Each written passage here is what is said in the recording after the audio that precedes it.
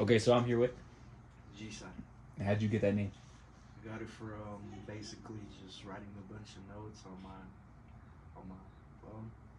You know, Mm. trying to come up with a bunch of ideas. At first, I came up with young peace. Young peace basically meant young piece of the world. Basically, I had that. Then I had blue strip. Blue strip basically meant the blue strip on the $100 bill. Basically that. And then I don't know. I had a bunch of other ones, but the one that really stick with me was G-side. G-side stands for gray side. Basically, on the gray side of life, gray side of everything when it comes to life. You feel me? We're on the gray side of things. So, what was your upbringing as a kid? My upbringing as a kid basically is just like nothing really too bad. No struggles at all. I had two parents who really worked hard, make sure we all were fed and had our clothes, our bed right, for me. But outside of the house, everybody has their experiences.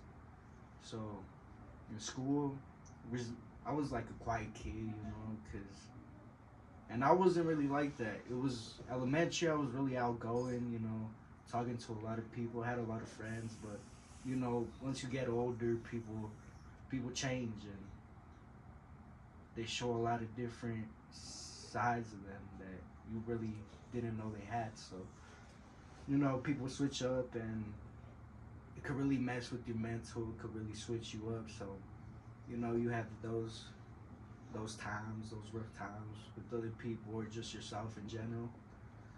So school wasn't really my thing. I really ditched a lot when I started going to middle school, or no, not really middle school. I just didn't really care about school in general in middle school, so I didn't really try. In high school, that's when I started ditching, really started ditching every day, not really caring about school. Didn't really care about making friends, none of that. So all I really wanted was money. I just wanted to get out of that school, start making money, whatever it was. And I was able to do that only because my mom was tired of me ditching. She was tired of getting those phone calls, hey, your son's ditching. So she was like, she's tired of it. She made me drop out, made me get a job, which is okay, I'm grateful for that. She was able to get me a job with her. I was a cook for about a year. I did that, but I was already doing music at this time. It was, I think, I started at 13 just writing music on some fun stuff, but then I really got into it, I'd say by the age of 16. That's when I really started making music and recording on my computer, trying to make something, trying to make some songs. And yeah, I've been doing it ever since. So now I'm 18, got a different job. I work at a radiator shop, just making my money, making my bread, sticking to this music stuff, making sure I do something with it, whatever it is. I'll make sure we do something with this. That was fire. Hell yeah. So, what was your introduction into making music? Really just listening to music in general. Hip hop or rap was always my thing. I always grew up listening to Mexican music as well, but that was like Spanish stuff, always like that singing type of music. But once I started going to school or like hanging out with different types of people, listening to their types of music, I really got into rap. That was like the main thing. So then I really picked it up. I really like listened to the music through my soul, really. I know that sounds corny, but that's really how I feel with music. You really, like, whatever type of music you listen to personally and you like it, you feel it in your soul, you feel like it changes your mood, whether if it's good or bad or if sad, whatever it is, that song has some meaning in you. So, yeah, I forgot what I was talking about. Random shit. I was saying, what's your introduction into making music? So you were saying like it was first listening to hip hop, listening to music. So like, how did that transpire to like you actually being a part of the music industry? And then what was I saying? You were saying like you started off listening to music, and you were saying like you listen to other people's music. So the question is, what was your introduction into like actually making music? Like your first song, and like when did you decide what you wanted to do? Okay. So when I decided to make music was when What was your introduction into making music, and just how'd you become how'd you become G-Side? So when I decided to start making music, really get into it, was when I realized I had all of this, my computer, a simple microphone that I had was my first one, my Blue Yeti, and then I just realized, hey, I could really do this, whether it was making beats on music, yeah. I started making beats. I mean, what? I think I made them. So was you like you was looking through like YouTube beats, and you was just like writing? Yeah, I always started writing. People always ask if you freestyle. Nah, I don't freestyle. I always like writing instead, just because freestyling you can't really catch a meaning to the song. You know, like you can't really find a way to keep the song going without switching it up. So I like writing just because, you know, you could tell when an artist is really putting effort into their music, whether it's with writing lyrics or making beats, whatever it is. You could really tell when an artist is putting effort. You have any new music dropping soon? Of course, music dropping daily. Just kidding. We're gonna be dropping every week. We're gonna make sure we have music to drop every week. Cause you got 3 right now, or you got like 4 right now. I got like 5. 5 in my notes right now, saved up. Just waiting on this one artist I got that makes covers for me through Instagram. He's been making his good work lately, so I've been sticking with him. And yeah. Can you talk about any of the previous music that I dropped, and just anything about the previous music? Honestly, all my previous music is just straight go with the flow. You know, I just pick a beat, start writing music. Start writing music, start writing lyrics, just catch the flow, and boom. That's it. Do you have any other career goals other than music? Anything else you want to do? Really, right now, my biggest dream is to be a rapper. You know, make music. But right now, I got a little career on the side. You know, making sure I got big goals to chase with that. But I want to take this rapping stuff further. What motivates you to keep going? The money, of course. The dreams I have, of course. Specifically, being a successful artist, not just myself, but with my friends. Making sure we all get the bag. Making sure we all do right. Making sure we're all straight. And I don't know. I just want to make sure I'm set for life. So what would you say? So what would you say Brighton means to you?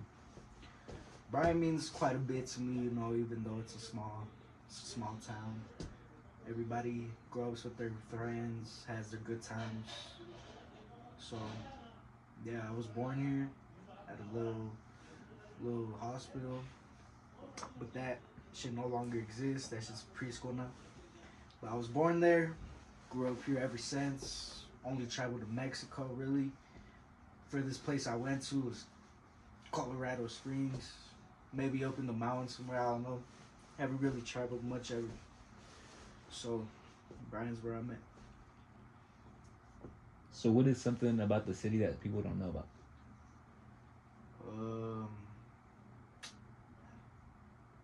Just, I don't know. I feel like you just gotta come over here to really see the vibes.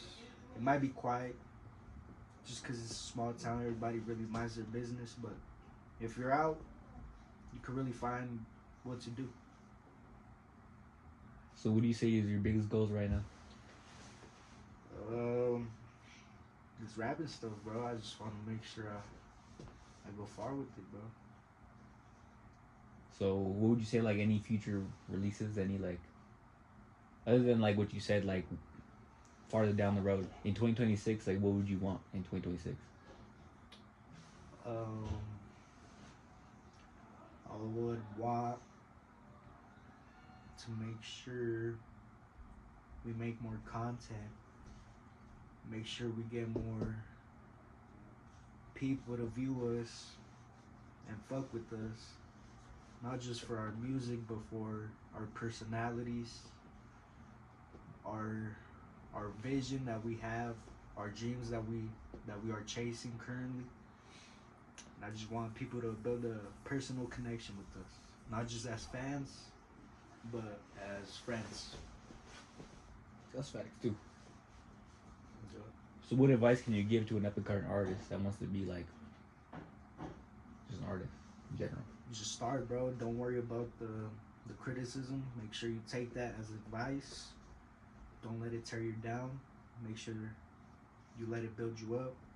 Make sure you improve whatever it is, your sound, your flow,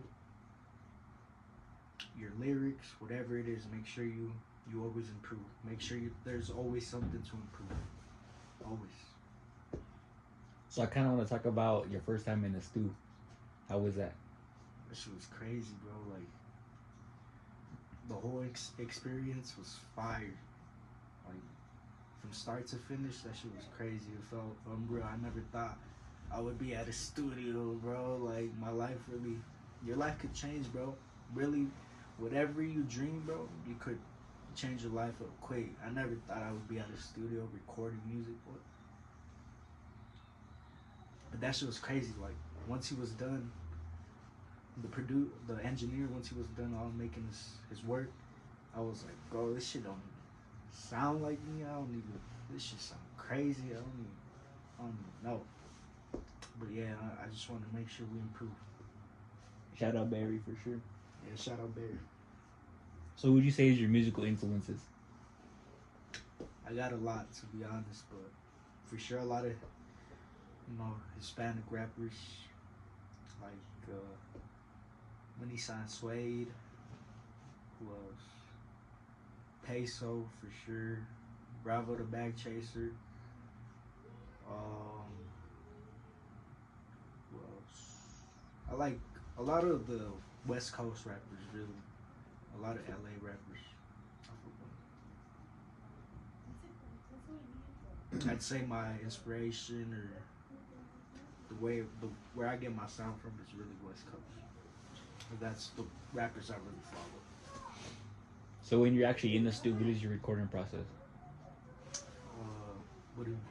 Just like when you as soon as you walk in the studio, like what happens? What goes on? I usually go with the homies, so we just chill for a bit. We sit down, make sure we send the beats over to.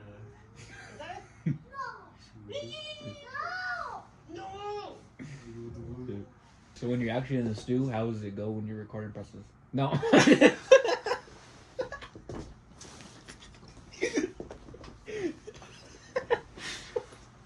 What? So when you're actually in the stew, what is your recording process?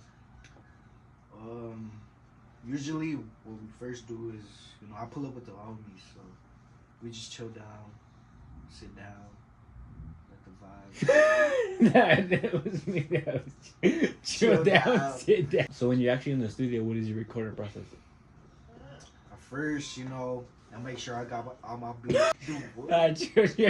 Chill out, bro. You. So when you're actually in the studio, what is your recording process? I first. Shit. What?